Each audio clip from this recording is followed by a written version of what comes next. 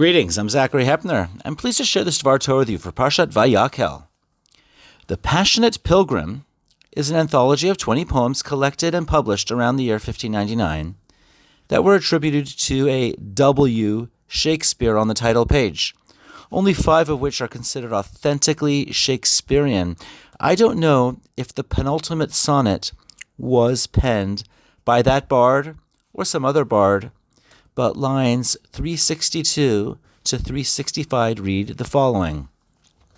There will I make thee a bed of roses with 1,000 fragrant posies, a cap of flowers and a kirtle, embroidered all with leaves of myrtle.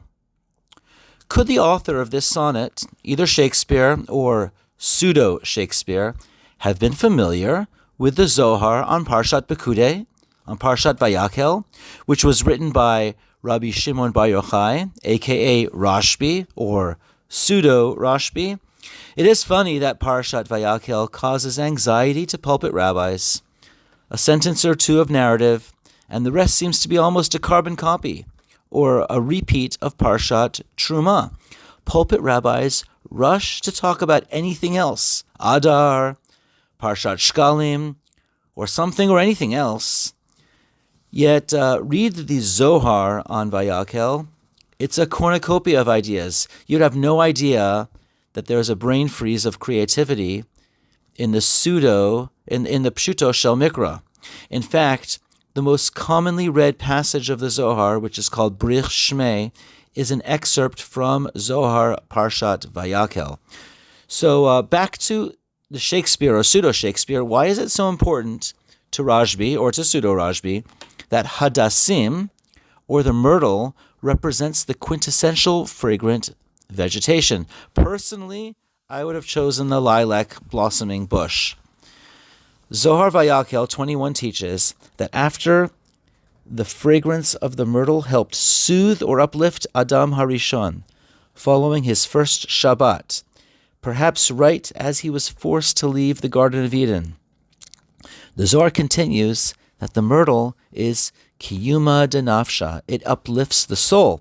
The real question presented is, what is particularly special about the myrtle? Because it may or may not have medicinal properties, but what is the myrtle as a symbol?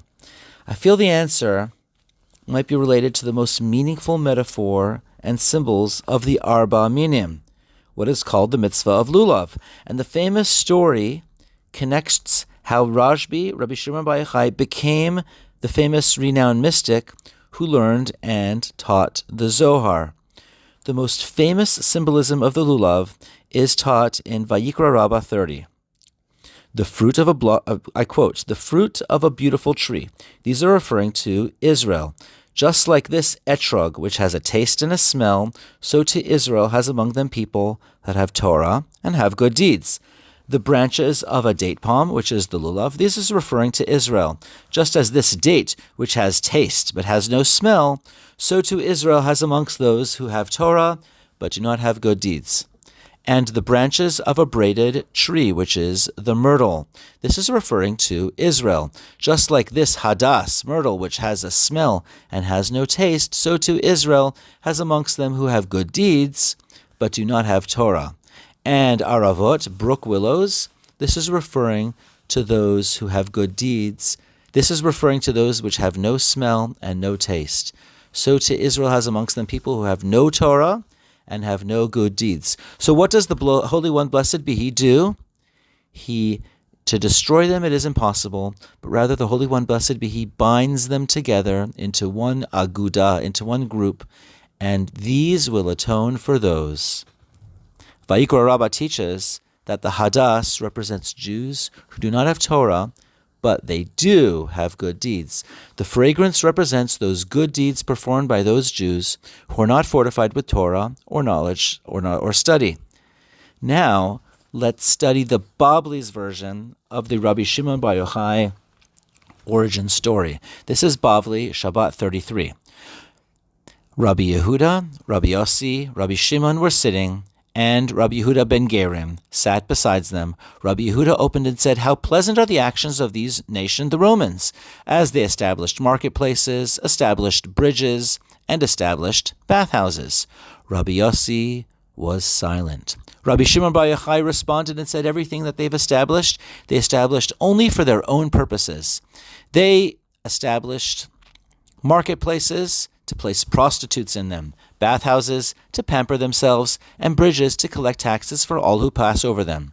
Rabbi Yehuda ben Gerim went and told the statement to his household, and those statements continued to spread until they were heard by the government. They ruled and they said, Rabbi Yehuda who elevated the Roman Empire, regime, you shall be elevated, and appointed him head of sages.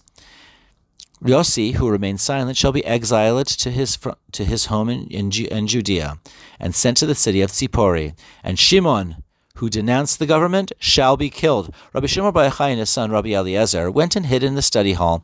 Every day Rabbi Shimon's wife would bring them bread and a jug of water, and they would eat.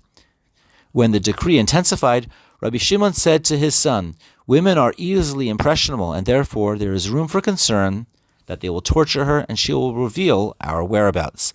They went and they hid in a cave. A miracle occurred, and a carob tree was created for them as a spring of water. They would remove their clothes and sit covered up in sand up to their necks.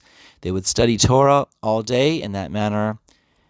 And at time of prayer, they would dress, cover themselves, pray, and then they would again remove their clothes afterwards so that they would not become tattered.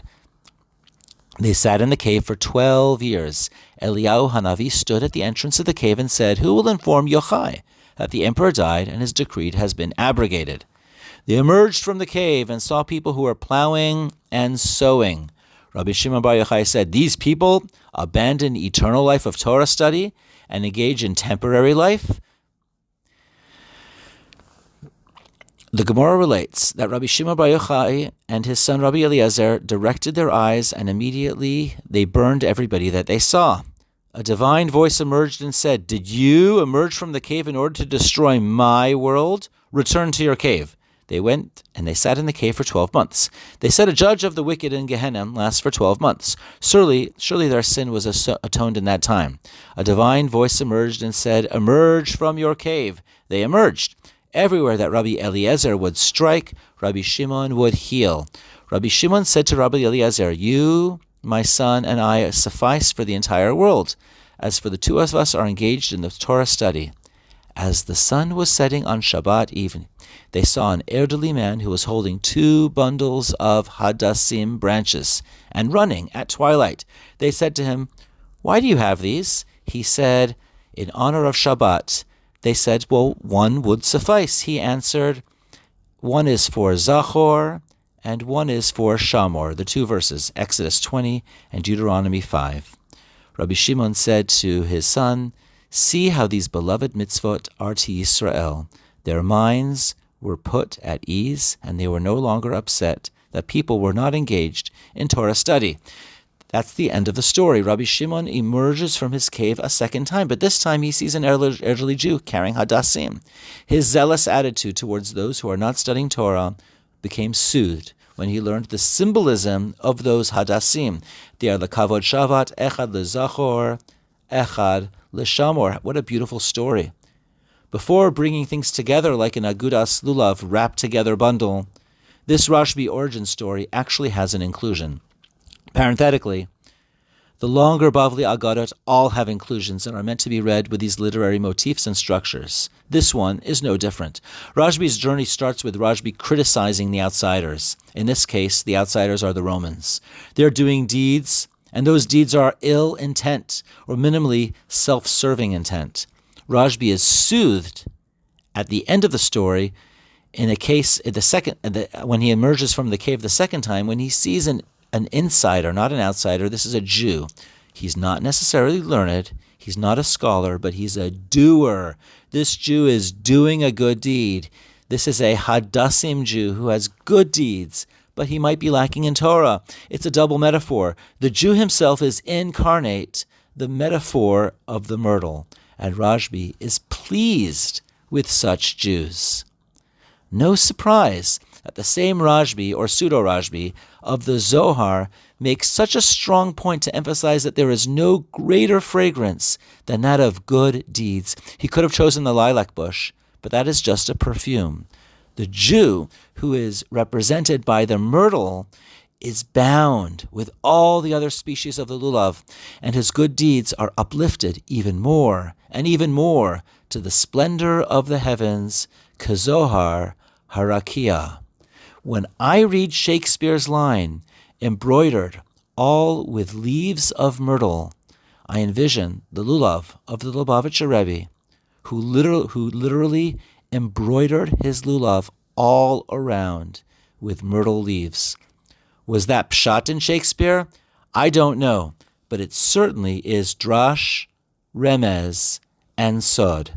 Wishing you all a Shabbat Shalom.